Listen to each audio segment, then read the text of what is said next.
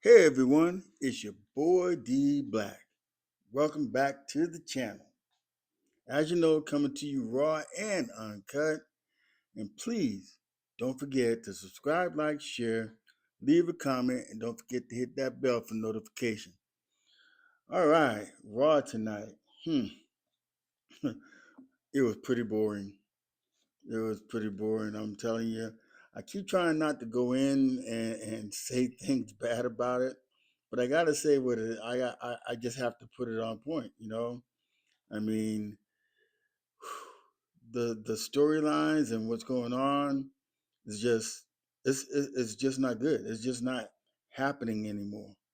You know, Triple H. I mean, it's been a year now and still nothing. Actually, it's been way over a year. It's been like almost 2 years that Paul Levesque, Triple H, you know, took the creative and writing responsibilities, for the show, and it's been bad. It's been bad. And like I said last year, the only good show that they had last year that was really good that I enjoyed was the women's Evolution. It was good. Everything else has been bad. You know, I mean the Raws, the Smackdowns, PLEs. Just been bad, not making sense. It's been like, it's like on repeat. It's like on repeat. There's nothing. I mean, you look at a match, you already know who's going to win before the match even ends. We've seen so many people, so many matches with the same people, and it's just crazy. But I'm not going to get into all that.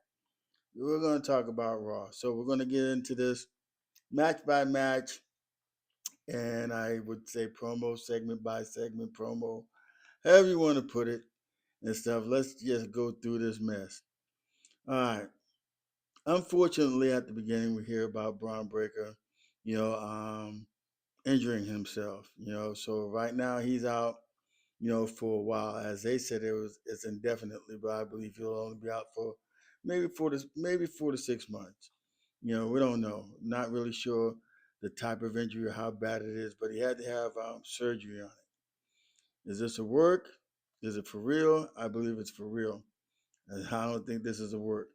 But anyway, we get Becky Lynch coming out. She's coming out, just flipping, because she saw AJ Lee, backstage in the back and stuff like that, and she's just complaining, complaining, and complaining. I mean, it's just like, I don't understand it. It's like they got Becky Lynch acting like a real nut job, you know. It's just it's just crazy. Kind of reminds you of one of those movies that my wife watches on Lifetime. Crazy, crazy woman and stuff. But yeah, Becky's losing it and stuff like that. But anyway, AJ comes out, you know, and said that she's calling Becky out and everything, and said that she's only there just to come out, for Maxxine Dupree and stuff, to see her match and everything, that she'll have later on with Nattie and stuff. And then, Becky just goes on and stuff.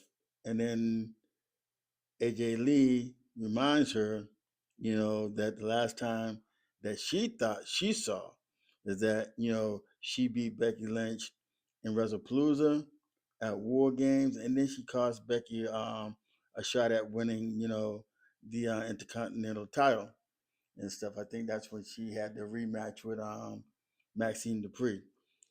But anyway, and eventually, Becky won the belt back and stuff. So eventually, it comes out, that they're going to be trying to, well, not trying. They're going to have a match, at Elimination Chamber, and we figure it's going to be, for the women's Intercontinental title and stuff. I mean, they win all this and all that and everything. I mean, AJ Lee, she even said it in the interview. She hasn't had really a real good match, single match, as far as in 10 years and stuff. So it's been a while. She'll be rusty and stuff like that. But this match, who cares? If AJ Lee wins, it's still not. I mean, it's still not going to make anything better as far as that title is concerned. And I know AJ is probably not going to win it. I mean, if she does win it, then they'll have a rematch, and then she'll lose it back in at WrestleMania. I think that's exactly how it's going to go. AJ may beat Becky for that title, and then Becky will challenge her for a rematch, and it will be at WrestleMania. Uh, I'm just seeing that. I'm just seeing how it's happening. Then we get the match with Jimmy and Jey Uso going against Otis and Tasowa. This match is actually a pretty good match and everything. I had to give it, to Otis and Tasowa because they really did their thing. I don't know what Jay was looking at and stuff, but he went to go do a super kick and completely missed Otis. Had to give the Otis. Otis tried to sell it and everything, but it was just awkward. The match was, I mean, it was botched. There was quite a few botches in this match and stuff like that. But ultimately, the 1D wins it and stuff, and Jimmy and Jey Uso win the match and retain as tag team champions. And then we get the interview with Dirty Dom and Liv Morgan and everything at that. And Dom gives Liv some flowers, some roses, and some candy and stuff. Because Valentine's Day is just like right around the corner and everything. And then Liv is saying that she's as far as Stephanie and Jade is concerned, I guess, Liv is like saying that she put them on notice, as far as, their titles are concerned. Well, she can only fight one or the other and stuff. And I know she goes at Jade. Jade is going to destroy her, like Jade said on SmackDown and stuff. For Stephanie Valkaria, you know, going to be a tough opponent too. And then, Stephanie Valkaria, she does come out. Then she starts speaking some Spanish. Then Dom starts speaking some Spanish because Liv said, "What did she say?" And then Dom said he can't tell her. So um, then he starts speaking Spanish to Stephanie Valkaria. And then Liv was wondering what, you know, she was saying. And she said, Dom said that he called himself, he's acting like a little bee and stuff, And then after she steps out of the ring, she tells Liv if she comes after her that she was going to beat her ass. Basically, is what she said. She's going to beat her ass and stuff. And then Liv called her a punta and everything in Spanish. And then Stephanie gets mad and starts saying punta, punta. And then Dom goes up. And then Stephanie slaps the crap out of him. And he falls to the mat. And then Liv goes over to him. And then now they're looking at each other and stuff. And then Stephanie back here has some words to say. And then she jumps off the ring. And then she walks off. Then we get the triple threat. We get the triple threat qualification match for the women's um, elimination chamber, which is Lyra Valkaria, Ivy Nyles, and Rhea Ripley. As you know, the match is predictable, and just no guessing about it. Rhea Ripley's going to win the match, and Rhea Ripley does win the match. She riptides Lyra Valkaria and stuff, and match goes on. But there was one spot where they really botched, and somebody could have really got hurt from this. Is that when Ivy was gonna um, power slam Lyra Valkyria off the rope and everything? It was supposed to have been like a triple kind of thing there, because I think Rhea was up on top, Lyra was right in the middle, but as they were getting ready to do it, they messed the whole spot up. I mean, it was just crazy. They messed the whole spot up. I'm glad nobody got hurt. But anyway, Rhea wins the match. She pins Lyra Valkyria from the riptide.